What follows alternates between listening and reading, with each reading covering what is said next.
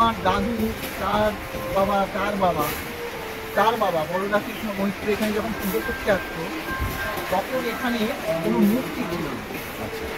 এখানে ওই গাছে আমার দাদুরা পুজো করে, তারপরে আমার মামা পুজো করেছে।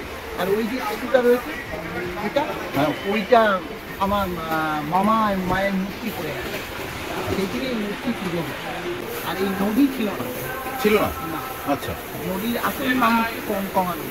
কঙ্কনা নদী। আর আমি হচ্ছে এই মন্দিরে মানে যিনি যাদের বংশ করার পর পুরোহিত, তাদেরই বাড়ির মেয়ে।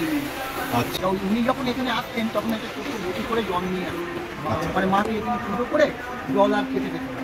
তখন ওই মার কাছে কেঁদেছিল, মা আমার বড় জল, তখন তার এই মুড়ে টিউবওয়েল, টাইম কল এইসব তো ছিল না। বড়দা তুই যা, আমি তোর জল করে দেবো।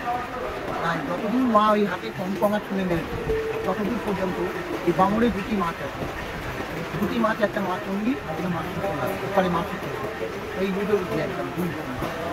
ওপারে মাছ চন্ডি আছেন, ওই নদীর ওপারে হচ্ছে মাছ চলে, দুই বোন পাশাপাশি মাছ দুটো জেলেদের জালে কখনো কোনো সময় যদি পড়ে তাহলে ওরা মাছ ধরতে পারে না, মাছ চিংড়ি মাছ, শীতলটা মাছ আর ধরার তারা বিশাল বিশাল দেখা যায় না।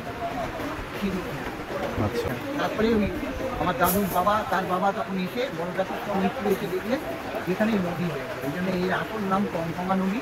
এখন বামন নদী সরকারের থেকে নাম নিয়েছে বামন, আসল নাম কঙ্কঙা। কঙ্কনা নদী।